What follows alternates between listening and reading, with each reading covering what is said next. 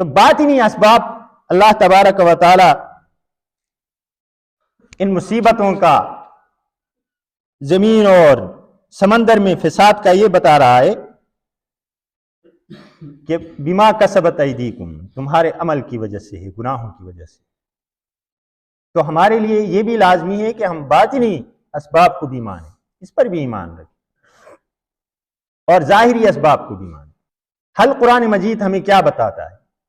قرآن مجید فرماتا ہے کہ فَقُلْتُ اسْتَغْفِرُوا رَبَّكُمْ إِنَّهُ كَانَ غَفَّارًا، کہ جب تم پر کوئی مصیبت ٹوٹ پڑے، تم مصیبت میں گرفتار ہو جاؤ، کوئی آفت تم پر آ پڑے، تمہارے گناہوں کی زیادتی کی وجہ سے، سرکشی کی وجہ سے، بغاوت کی وجہ سے، فَقُلْتُ اسْتَغْفِرُوا رَبَّكُمْ، اپنے پروردگار کی طرف پلٹیں، استغفار کریں، اللہ تبارک و تعالیٰ کی طرف رجوع کریں۔ انہو کان غفارا، بے شک اللہ تبارک و تعالیٰ بڑا بخشنے والا ہے، غفور الرحیم ہے، کہ جب انسان توبہ کرتا ہے اللہ تبارک و تعالیٰ اور فضل فرماتا ہے اور مہربانی فرماتا ہے۔ اور مہربانی کس طرح فرماتا ہے؟ گناہ تو معاف فرماتا ہی ہے، وَيُمْدِدْكُمْ بِأَمْوَالٍ وَبَنِينَ، وہ تمہاری مدد کرتا ہے اولاد کے ساتھ، تمہیں اولاد بھی عطا کرتا ہے اور تمہیں مال بھی دے دیتا ہے۔